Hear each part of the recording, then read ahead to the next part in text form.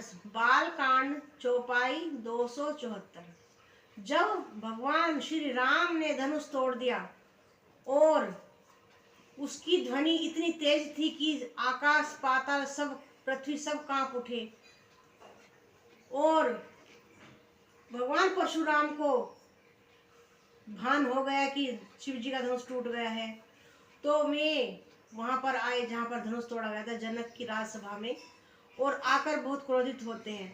वहां पर लखन भी उनके वचन सुनकर क्रोधित हो जाते हैं और उनको ऐसे वचन बोलते हैं, बोल सियावर रामचंद्र की जय। सूर समर करनी करही कहीं न जनावई आपू, विद्यमान रन पाई रिपु कायर कथि प्रतापु।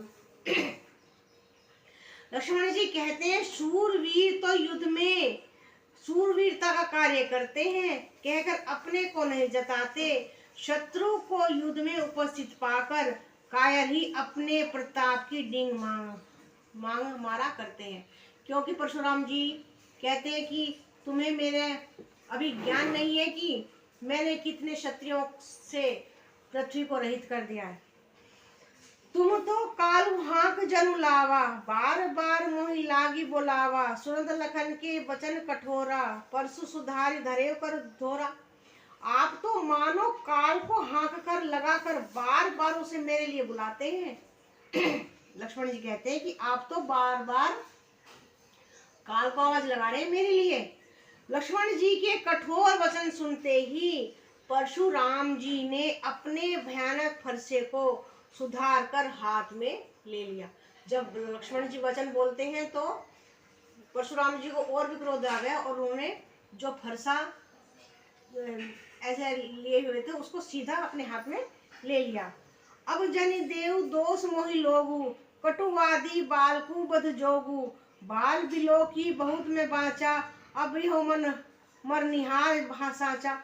तो परशुराम जी कहते हैं अब लोग मुझे दोष मत ना दे, क्योंकि लक्ष्मण जी के वचन सुनते हैं तो उन्हें क्रोध बढ़ जाता है और कहते हैं कि सभा में सबकी ओर देखकर कि मुझे कोई मत दोष मत देना, ये कटु वचन बोलने वाला बालक मारे जाने के योग्य ही है, इसे बालक देखकर मैंने बहुत बचाया, पर अब यह सचमुच मरने को ही आ गया है। कहते परशुराम जी ये मैं बालक समझकर इसको छोड़ रहा था, लेकिन ये ऐसे कटु वचन बोल रहा है कि इसको मुझे मारना ही पड़ेगा।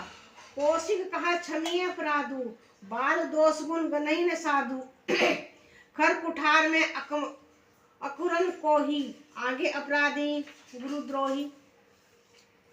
तब विश्वामित्र जी ने कहा अपराध क्षमा कीजिए, बालकों के दोष और गुण को साधु लोग नहीं गिनते। परशुराम जी बोले तीखी धार का कुठार में दया रहित और क्रोधी होकर यह गुरु जी की और मेरी यह अपराधी मेरे सामने कि मेरे कुठार को देखो, मेरे फरसे को देखो, ये अपराधी मेरे सामने है। क्योंकि विश्वामित्र जी कहते हैं इसको क्षमा कर दीजिए, बच्चा है ये।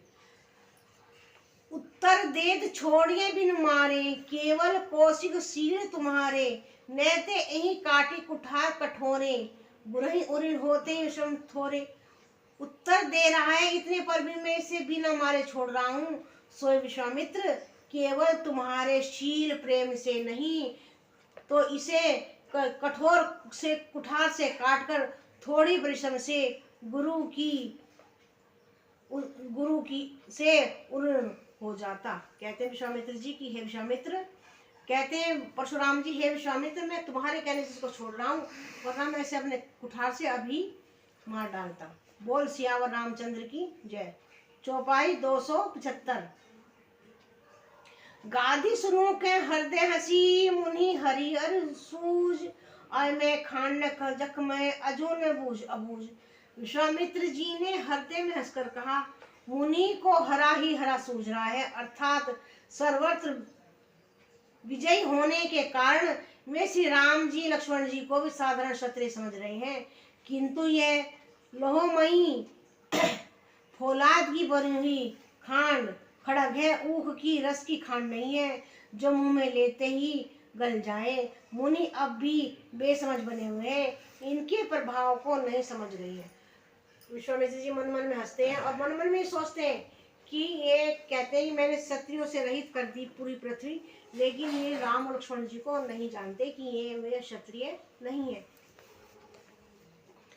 कहे लखन मुनि शील तुम्हारा, को नहीं जान विदित संसारा। मात पितहि उरइन भय नीके, गुर्रिन रहा सोच बढ़ जी के। लक्ष्मण जी ने कहा, हे मुनि, आपके शील को कौन नहीं जानता है, यह संसार भर में प्रसिद्ध है। आप माता पिता से भी अच्छी तरह उऋण हो ही गए, अब गुरु को उऋण रहा, उसका जी में बड़ा सोच लगा है। सो जनु हमेरे माथे काढ़ा, दिन चली गए ब्याज बढ़ बाढ़ा। अब आनिए बहारिय बोली, तुरदे में थैली खोली। यह मानो हमारे ही मत्थे मड़ा था, बहुत दिन बीत गए, इससे ब्याज तो बहुत बढ़ गया होगा। अब किसी हिसाब करने वाले को बुला लीजिए, तो मैं तुरंत थैली खोलकर दे दूं। लक्ष्मण जी कहते हैं कि आप अब गुरु की जो ऋण होता है उससे हम उऋण हो जाएंगे, आप जिसको चाहे उसको बुला लीजिए और मैं आपका ऋण दूंगा। सुनी कटु बचन कुठार सुधारा, हाय हाय सब सभा पुकारा। भृगुबर परसु देखावई मोही, विपुल विचारी बचौ नरद्रोही।